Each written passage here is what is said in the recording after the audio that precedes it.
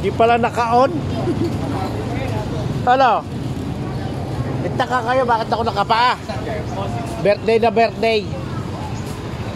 Papanata yung mga matatanda, ganyan. Saan siya? Kosi. Koste? Kosi. Kosi, oh. Sakay na ako papunta doon. Ayan, panata ni Kalbong Puting. Hindi, pa birthday ko rin. Pa Birthday birthday. niya, nagbabawas ng mga ani sa anik sa ano ba? Oo. Ano, mas malapit ka sa Don Benito. Oh, dito na sa'yo. Sige. At naghihintay pala sa akin si Boyet. Okay? Ingat, happy birthday. Wala namang huhuli sa akin kahit ako nakapaa. Wala akong tricycle. Oo, tama.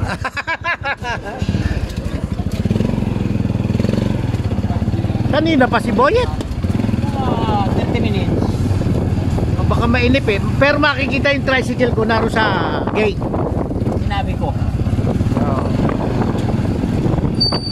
Long time long time. Tagal-tagal rin na wala. Si Boyet. Tagal nga.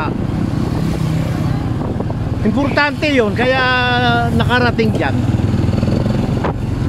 Alam niya na birthday ko. Ikaw lang naman talagang hinahanap. Ni Boyet. O kaya meron kakantahan na naman ako. Ganun yun eh. Pag yung anniversary nung asawa niya, invited lagi ako. Kaya may mga kaibigan na may okasyon.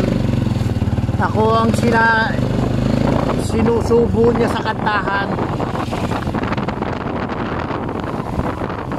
Ay, papunta yata yun. Pag wala kayo, didiretso yung kay William. Tsaka dadalhin niya si William papunta sa inyo. Oh, ganon?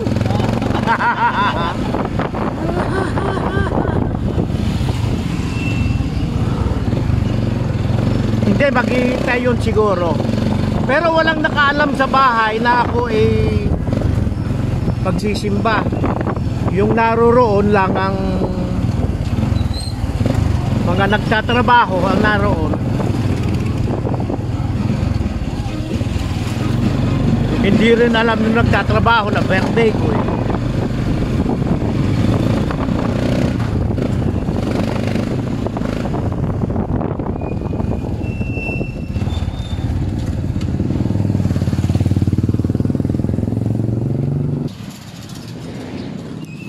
Ay wala, nasaan na kaya?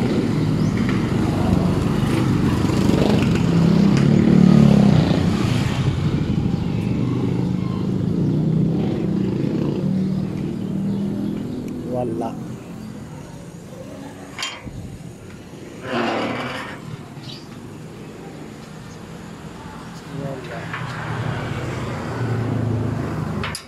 Ay napunta.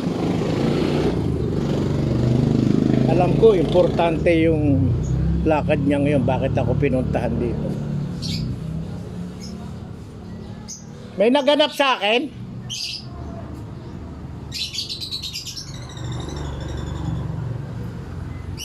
Okay. I'm home.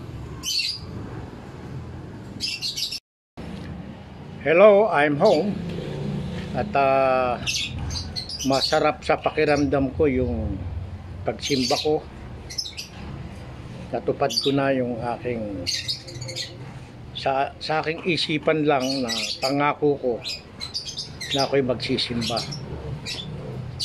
sa ganong paraan. Ngayon, at nung isang beses ako'y nagsimba, birthday ko rin, pandemic noon, doon din sa pinto ng tahanan ng ating Panginoon,